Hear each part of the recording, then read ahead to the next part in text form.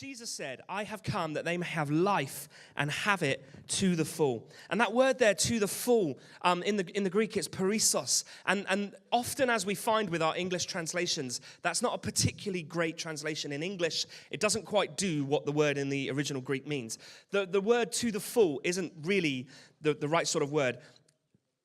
A better word would be superabundant, superior in quality, by implication, excessive, adverbially, violently almost, exceedingly abundantly, above, more, abundantly, advantage, exceedingly, very highly, beyond measure, more, superfluous, vehemently, exceeding some number or measure or mark or rank or need, over and above, more than is necessary, superadded, exceedingly, abundantly, supremely, something furthermore, much more than all, more plainly superior, extraordinary, surpassing uncommon, preeminent, superiority, advantage, more eminent, more remarkable, more excellent.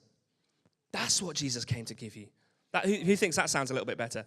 Yeah, life and life to the full. But the point of that word, perissos, it's not about just being filled. And then, because in our kind of Western mindset, the idea of being filled is to then have it emptied to be filled again. But the whole point of the way we're meant to live, it's the same idea. Kate had a word for me at the start about, it was an American word, so I had to translate it. She said a fire hydrant. I don't know what we call them in England, but it was a picture of this fire hydrant. You know, you see it in the movies where the cap comes off and it's just spurting water. Or the other picture you might have is of someone trying to fill a pint glass with a fire hose.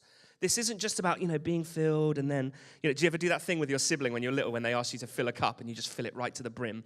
And they're like, trying to spill it. It's not just kind of filled to the brim. The connotation of this word, the life that Jesus came to bring you, is that idea of a pint glass being filled with a fire hose. That's the life we're called to live. That's the abundant life that God wants to put inside of us. And to any degree where we're not living in that abundance, where we're not living in that experiential truth of life just brimming over, then we're not living in the abundance and the overflow that God has called us to live. I love, Reinhard Bonnke says it like this. He says, we're not meant to endure life, we're meant to enjoy life. Enjoy literally means to put joy in.